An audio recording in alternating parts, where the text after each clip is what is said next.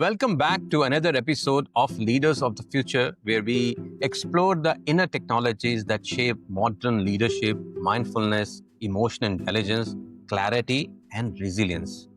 Before I begin, I want to start with one of our favorite Zen quote that when the mind is calm, the universe surrenders.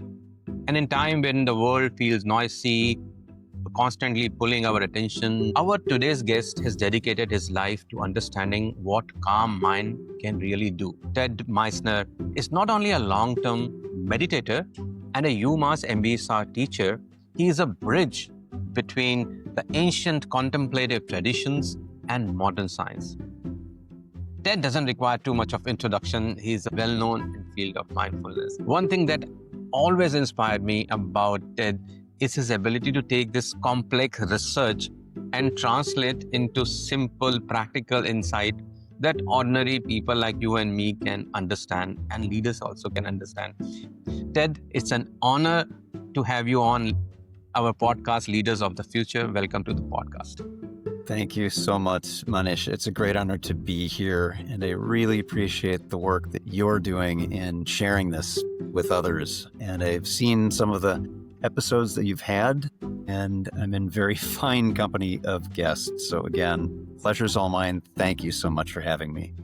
I have lots of questions, and I start with one of my first and very important question. I always ask myself also.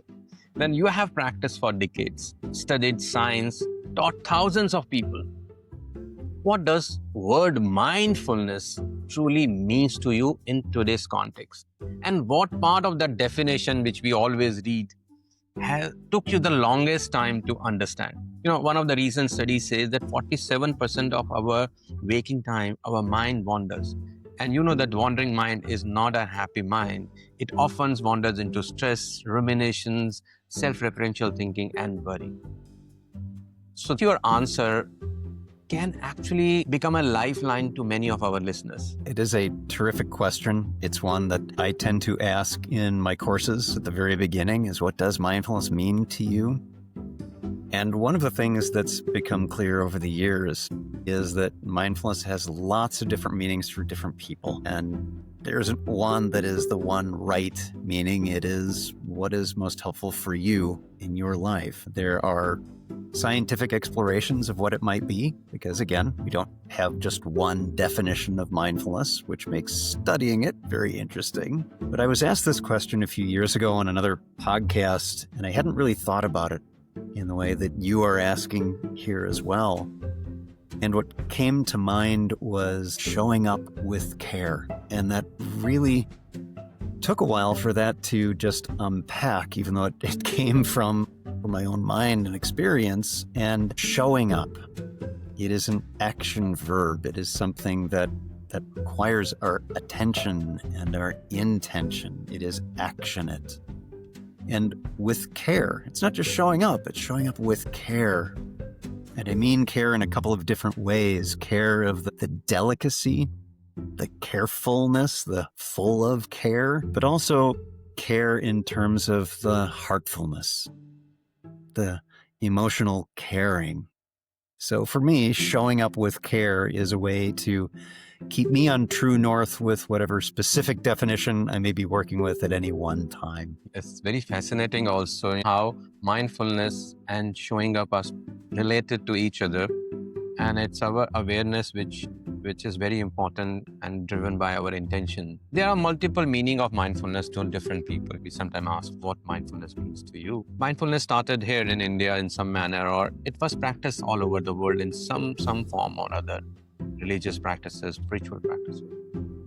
And now you have seen mindfulness evolve globally. I think it had challenge earlier also. It's not that mindfulness was easy earlier as well. But in today's time, many people dismiss mindfulness as just a wellness trend, something organization uses, maybe a quick fix while avoiding a deeper systematic issues. They just do a mindfulness session.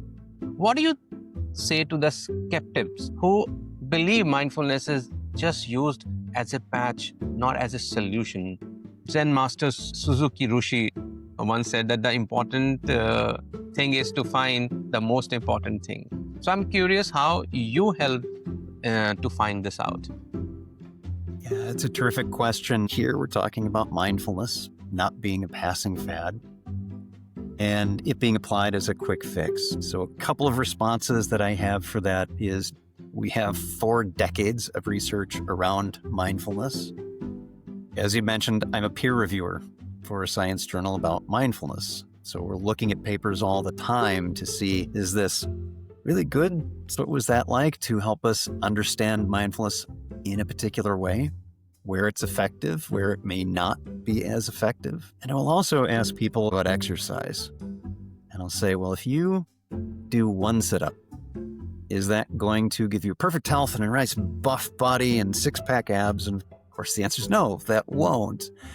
The same thing is true with mindfulness. It does take practice. You are changing some of the functionality and in some cases, perhaps the structure. There's science talking about changes to the structure of the brain. So it takes some time. It is exercise, but we do have good research to show how it is effective under the right conditions. And that, of course, is its own separate podcast on what those conditions might be. It's so important to listen something like this from a researcher like you, that you're validating those practices and can also see practically the changes human mind, behavior, body. And that's very assuring for people who still feels that mindfulness is just a word or a trend which is taking up. Some people also started misusing this word mindfulness. A lot of organizations step back from practicing something like this or calling something mindfulness. You have worked with organizations across industries. What do you think is the real barrier to integrate mindfulness? And one, to those who wanted to admit but still not sure that really mindfulness is going to be working. A recent study with McKinsey showed that about 70% of transformation efforts fail because culture, not strategy, which makes a more essential element. So what do you think is the answer that what's the real barrier? Yeah, it's a terrific question because it's, again, like mindfulness, rather complex. There are a lot of different factors that play into whether or not a particular mindfulness program or training or intervention is going to have the desired outcomes. One of those is just understanding what are those desired outcomes, and is mindfulness, broadly speaking, the right solution for that? And how might mindfulness help with it? So, for example, a company may be interested in reducing burnout because it is a high-stress environment, people are very busy, and that requires something more than just a standard lift and drop of a mindfulness intervention. Putting MBSR, for example, mindfulness-based stress reduction, into that context may not be the most helpful way to address burnout, which also has about 4 decades of research behind it. But certain mindfulness practices can help us to have the insights around what the causes and conditions systemically of burnout are, how to address them, and how to prevent them happening in the future. So part of it is really understanding, what do we mean by mindfulness? Again, we've talked about that a bit. That can be a lot of different things. And what's the desired outcome? For some, it may be anxiety management, stress management, pain relief. There are so many different applications, and different programs specialize in different kinds of things that people are running into, like undergoing cancer treatment is a different kind of program than one might have as an original MBSR or MBCT program. And there's research showing that those kinds of programs can also be every bit as effective as pharmacological interventions for anxiety, for depression, with fewer and less severe adverse side effects. So there are a lot of different complicated aspects to it. I can think of at least 5 different areas that you need to consider when bringing mindfulness into a particular space, whatever that might be. Quite interesting. You said that different organization or different kind of needs require different kind of solutions, for sure. And I love this honesty in that answer because, at one time I remember somebody told me, yoga is solution for everything. If you are not feeling well, do yoga. If you are not feeling healthy, not do yoga. Okay. So is that a universal medicine for everything that you need? So I don't think so. Mindfulness, every practice is like a universal. It solves every problem of person. And there are certain barriers to it. Everything like in yoga, there is a yamas and niyamas, like do's and don'ts. So I think mindfulness also has some do's and don'ts, which people don't think. They think, I have taken the mindfulness pill, now things will be okay in my life.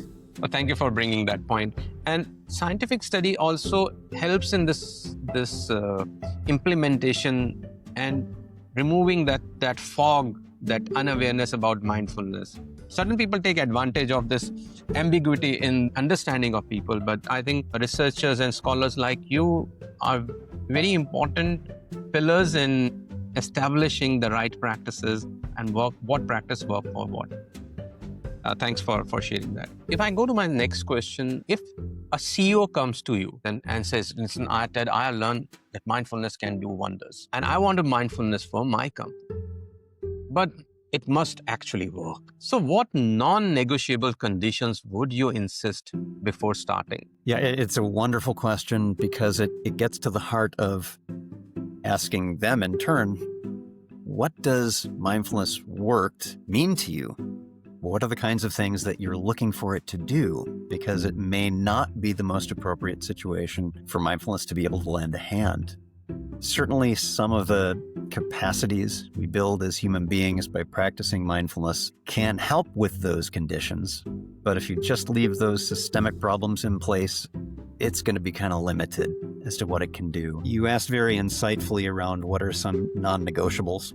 And some of those would include things like making sure that whatever the offerings we do for the people in that company, it's not mandatory.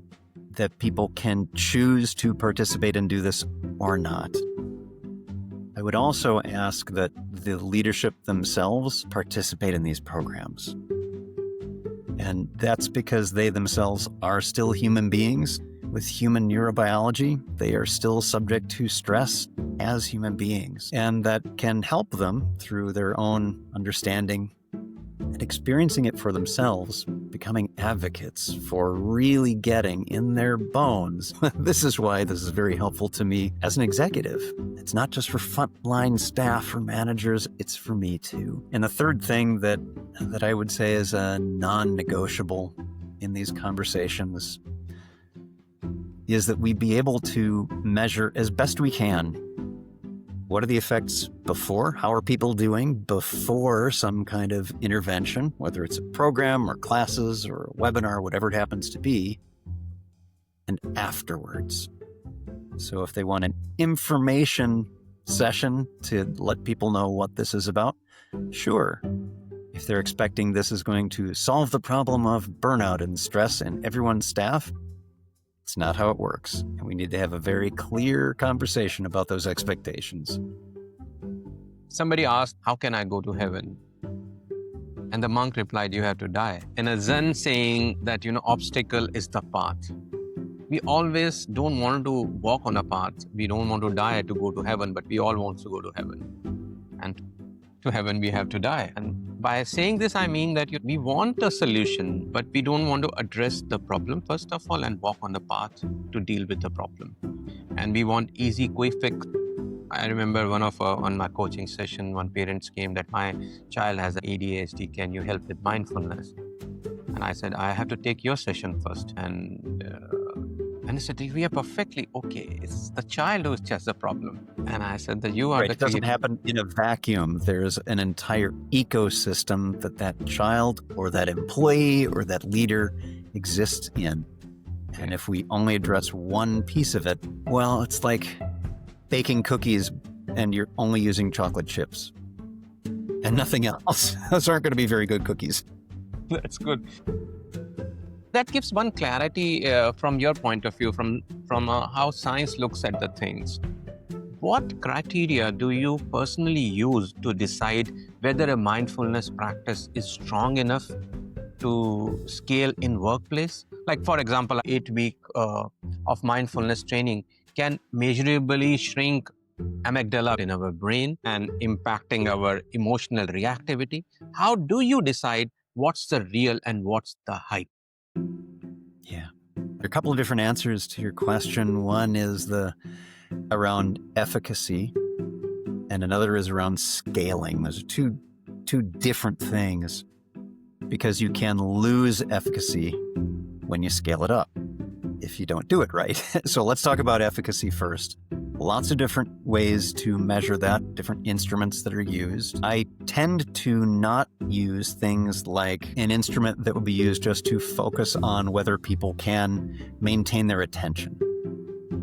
A mindfulness attention and awareness scale, the MAS. What matters is, did it help them with their depression, their anxiety, their stress, their mental rumination that may lead to these different difficulties that they're having in life? So I would apply different instruments to that. And not all of those measurements are as effective as they could be. Depression, anxiety, and stress scale, DASS, D-A-S-S, 21 or 42, two different versions of it, is maybe not the most effective thing for mindfulness, because some of the questions will ask things like, are you aware of your anxiety or whatever it happens to be? And of course, if you've been through a mindfulness program that's just mindfulness, the answer is yes, I am more aware of this. That's not really the intent of the question. The intent of the question is, are you dealing with it more effectively? So that may not be the best instrument for these measures. So choosing the right instruments is very helpful. What do you want to get out of the program? Then scale. Scale is a bit of a challenge within the field of mindfulness because our evolutionary background in the past several decades with secular mindfulness programs in the West is smaller class sizes. Some teachers don't like having more than a dozen students. I like having large classes. For MBSR, the largest group I had was a little over 40 people. But in my other courses, which must scale within a corporate environment, I would typically have over 200 people live in each session in those courses because they were designed differently, where the interaction is handled in a different way than we would do in an MBSR or MBCT course. So scaling is possible, and then where they combine is when you use the right instruments, you can find that scale still works and you're still having the same effects, even though it may seem to those of us who've learned how to teach in a particular way, these secular programs, seems counter to what would be effective. And I see no distinguishing characteristics or differences in the outcomes between a program with hundreds of people attending live and those with just half dozen on screen. You still get the same results. And so much of that depends on the practices we're doing, what the involvement and engagement with the students is, and the embodiment of the teacher and how they're holding that space. Yes, that's definitely a lens which you see things, and these lenses and these measurements are very valuable. It gives you the impact of things you are doing and the impact it's creating in others' life or individual life. Now let's get into something a little more latest. The challenges the workplace is facing today. You spoke about burnout. Burnout today feels very structural, built into the way companies operate. You know, if you're not under stress, you are absolutely not working, probably. And the WHO has officially declared burnout a workplace syndrome or epidemic. Gallup shows that about 76% of employees experience burnout at least sometime. Given this scale, we talk about earlier scale, now this scale, can mindfulness really address such deep-rooted problems, or we are just asking to do too much? That's a great question. The World Health Organization added that definition of mindfulness as a workplace phenomenon for workplace stressors that are not being well managed. And that was really encouraging because it shows that the people at the WHO have paid attention to the research around burnout. What I have found in teaching burnout primarily within healthcare is that mindfulness, some of the competencies that we have in that, can contribute to countering the conditions that create burnout in the first place. But most of those conditions and the biggest changes that we can see are systemic within the processes, the standards, the policies, the unwritten practices in a given workplace.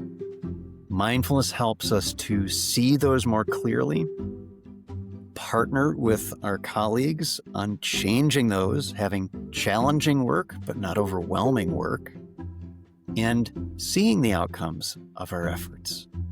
Mindfulness helps build the competencies, for example, around communication. If we can't talk about this, we can't do anything about it. How do we effectively build, co-create spaces of psychological safety so that people can, knowing it's uncomfortable, speak up about issues so that we can change them? Yes, it's not that burnout was not there earlier. It was there, but now the complexities are growing. The data is increasing, the cross-culture, the close geopolitical issues, regional, local issues are growing. And people don't only have to deal with problems which they face in a workplace, but the environmental problem, the geopolitical problems, the relationship and behavioral problems is also growing. And then now the generational gap is also widening up. It's not that it was not there, but I think it's now far wide and open. And what you just said is a quite eye-opening, that misunderstanding many leaders still carry, that, if I do mindfulness, everything will be hunky-dory after that.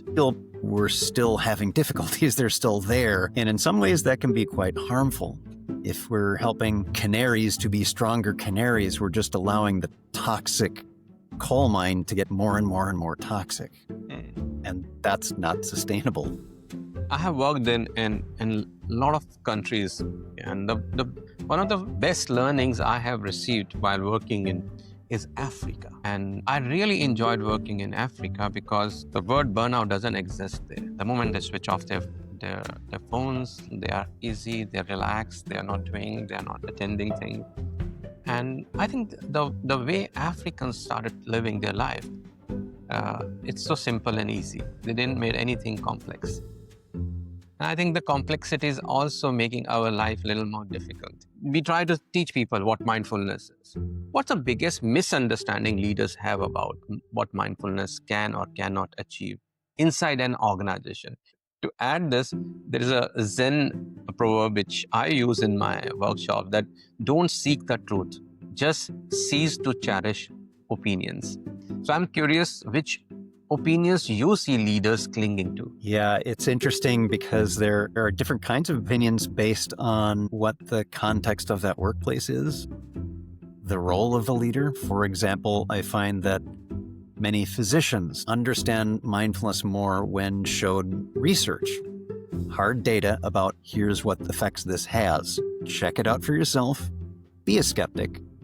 That is a very different context than, say, an academic institution that has noticed their kids, now let's say they're a K through 12 organization, it's younger kids, that they're very distracted, they're having trouble focusing, they're getting into fights, they're having all sorts of difficulties paying attention to the entire dynamic environment that they're in. It's the totality of the school, it's their home life, it's their social life, it's the ever-present distractions of their cell phones, and the effect that has on their ability to stay on one topic at a time for any length is shortening. So mindfulness can certainly help with that kind of thing. Again, we see more research on this.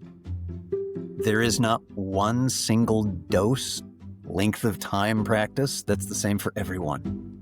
There's too much variability in our personal histories. Our neurobiology is unique between individuals. We all have human brains, but they function a bit differently. So one of the biggest misconceptions is that, mindfulness can solve everything and it's appropriate for everyone at all times. I don't agree with the concept that mindfulness is not appropriate for certain people. I think it can be, some parts of it may be helpful, even when there are very significant problems that people are struggling with, mental health or physical health kinds of problems. That requires a lot of training and education for the person who's doing a particular intervention for them. And direct help is a necessary part of that. That's one of the challenges we have with scale. We talked about the side effect, but I think the positive side is far bigger than the negative side of it. I remember one of my teacher who's a monk, I asked him that I'm going through a problem with a person. He says, which side of the person are you standing? Because he's also a good person to someone. So if you do his 360, you will definitely find some people say he's an amazing guy. And some people say that he's not. So which side of the person you are standing? So depend, which side of mindfulness are you standing to? Since I conduct a lot of mindfulness programs myself in Mindful Science Center, I remember one of a program which we were doing, there were about 30 participants in the program. It was 8:30 in the morning. I had to catch a flight to go to Bangalore. And I landed and I was late for session. And I entered in the class, unexpectedly arrived early in about 10 minutes. And I found everybody was on a phone like this. And they didn't even notice that I have entered the hall or a class. And it took me use my bell, ting, ting, ting, ting, ting. Can I have attention, please?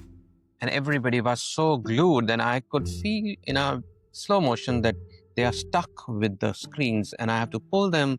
And I think that's a biggest problem today of the digital age, that we are so much on screens. The data shows that our attention spans have dropped, but I feel attention towards screen has increased, but the normal attention spans are dropped. And it's said that it's even shorter than a goldfish. Now, if you have to design a mindfulness protocol in this digital age, where the screens are a part of our life, what would be the few essential elements would you like to take care of? A few things are very important, and this is so in mindfulness courses that I teach, as well as burnout and other programs, is to have interaction with the people who are there. And whether it's through the chat on screen, if there's a large volume of people using chat and asking regular questions every few minutes, starting with, what does mindfulness mean to you?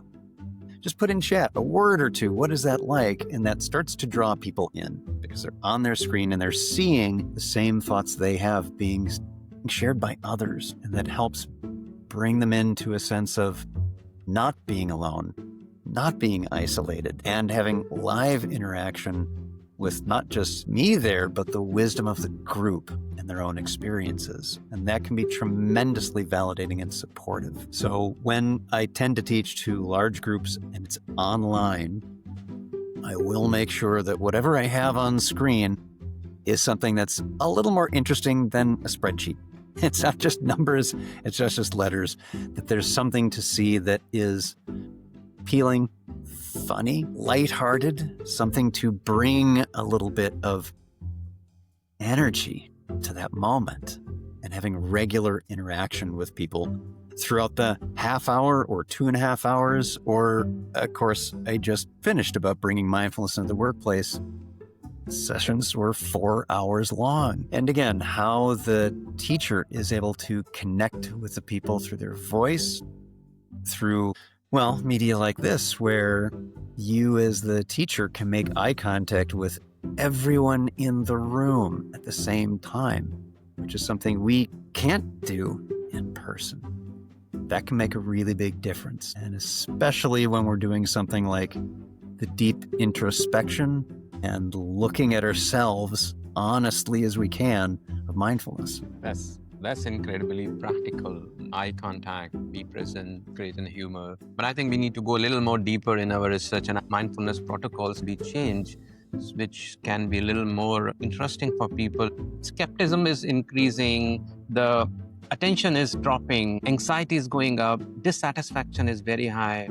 So these are the few the new age problems we face. And I think as a mindfulness teachers, we need to see where are we heading to. And that's the podcast is all about, that how can we take these leaders towards the right direction, that they're not lost in in a path. They take the rigor to walk on that path, because difficult things cannot be solved with an easy path. You have to take a difficult path. And mindfulness is, in some manner, is a path which you have to walk on. You can't just say, okay, I've done one workshop with Ted or Manish, and then I am completely now Zenized, and I am like ninja after this, and okay, I'm baptized into mindfulness today, and now onward, I'm known as mindful so-and-so. It will never happen, because we Counted my breath to 10 successfully one time. Now I'm perfectly mindful. Nope. We have to walk on a path. And today the rigor is, I feel, with the new generation is somehow dropping. We want things easy. There is entitlement to everything, to education, to life, to money, to everything we are sort of entitled to. And I see in a lot of interventions in organizations that this gap is also widening. Gen Z is growing up in an era of hyperstimulation, comparison, instant gratification. You have been working for years now with cross generations, from medical fraternity to workplaces to academics, across the board. One practice would you prescribe for today's generation? And why would you think that will work? One of the things that I push back on is, and this is not just younger generation, those of us who are older as well, and using apps. Apps are a tool. They're not a replacement for actual practice. And what I try to caution them around that is, if you have an illness of some kind and you go to the pharmacy and you start taking random pills off the shelf because you heard that pills are good for you, you're probably not going to have as good an effect as if you saw a doctor actually diagnosed your problem based on your symptoms and prescribed the appropriate medication for you. The same is so with mindfulness. That depending on what you're encountering, what you're struggling with, what you're interested in, you may be feeling fine, you just want to learn how to meditate. That's fine. There's nothing wrong with that. That's a very different approach than someone who may be coming in with severe anxiety, or rumination, or they're in the midst of a severe depressive episode. Is this the right time to even start some sort of contemplative practice, a mindfulness program, or something else? Maybe not. So when is it, and how do we learn that together? So unpractice, there isn't just one. It depends on what the person is running into. For some people, for example, who may have difficulty with sitting in silent focus, a movement practice might be much more helpful to them to land and quiet the mind just a little bit by engaging the body and feeling into that, giving the attention something to latch onto and to get to know and study and experience and maybe have a little fun with. For others who, well, like me, what brought me to meditation in the beginning is I couldn't focus at all. And my first introduction was in Zen silent practice. And to me, that was very effective. So finding the right attentional anchor for that particular thing, that is also an experiment and something you can have a little bit of fun with too. I remember somebody asking me why breath, and I said, okay, observe your breath when you are angry. You see, your breath is very fast. Observe your breath when you are surprised. It's almost stopped. You're breathing very slow. So your emotions, your behaviors are very much connected with your breath. If your emotions control your breath, if you reverse it, your breath can also control your emotions. So if you know how to deal with your breath, then you know how to deal with your emotion and your behavior also. It's vice versa. So it's you decide that your emotion is going to control you or you're going to control them. So it's very easy to then deal with your own self rather than external world. And breath is the easy knob which you can rotate and see where you want it to be. For most people, what I've found, and again, backed by research, is that those with a history of particular kinds of trauma, the breath is extremely dysregulating and can send them into a state of overwhelm, a hyper or hypo arousal. And so while for you and I, for example, breathing is just fine. And even those of us who may have a history of that particular kind of trauma may not have this difficulty with the breath, but some do. So finding the appropriate anchor. For some, it may be just feeling tips of our fingers together. What is it like to take our attentional load of our brains off of the restlessness, the worry, the anxiety, the rumination, those recurring thoughts, and put it somewhere else that's a little bit more comfortable and supportive, whatever that happens to be. We are coming to the end of this podcast. I just want to know any story, how mindfulness impacted some people or organization or individual that lifted you. Yeah, there's so many things. Because I do ask for, we do measurements pre and post, and the results of those are really quite amazing, particularly when you partner it with just open sharing of whatever you're feeling. So having open-ended questions. What strikes me most, what I find most fascinating, is putting those two together. The number of how effective was this? What percentage improvements did we see? When you combine that with what the person says. And what I found very interesting is that even those who've had small percentages, maybe a 5 or 10% improvement on their depression, their stress, their anxiety scores, that seems like a very small amount. And yet, what I see those same people sharing much of the time is that this changed my life. This saved my life. This prevented me from resigning from a job that I really don't like, and now this changed it. So I'm seeing different ways that I can work with this and make change in it so that it is the wonderful job I used to love that I was doing.